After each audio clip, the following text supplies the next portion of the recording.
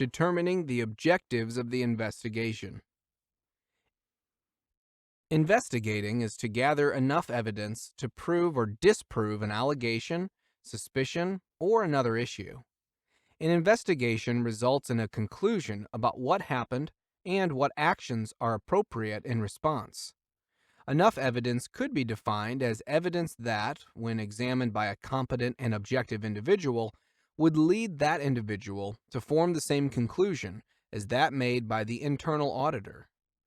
Forensic investigators are required to identify fraud indicators and discuss the need for auditors to be alert to significant risks to the company.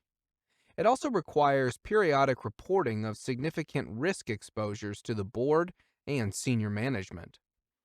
The scope of an investigation will depend on the issue under review. The scope should be focused on those matters that will enable the internal auditor to form a supportable conclusion. Suppose an employee accuses a manager of sexually harassing employees. In that case, the investigation will focus partly on employees who may have been affected by the alleged harassing behavior.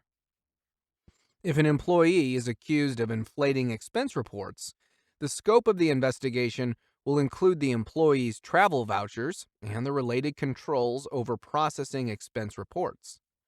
Auditors should avoid broad investigations far beyond the original allegation or suspicion.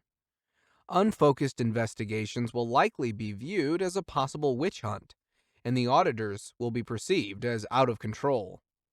An investigating auditor should be conscious that first appearances may be deceiving. An allegation of impropriety may be a smokescreen to divert attention. For example, a manager charged with harassment by an employee may have recently confronted that employee with evidence that she was cheating on her expense reports. On the other hand, the allegation may prove true despite the recent confrontation. Conclusions should not be reached until all the evidence has been gathered and analyzed. Sometimes a slight discrepancy may be a clue to a much larger defalsification. Let us look at this one example. At one company, the investigation of a seemingly inconsequential accounting error led to the discovery of an international computer hacker who had penetrated multiple militaries and research computers. Accordingly, chief audit executives need to exercise careful judgment in determining the scope of an investigation.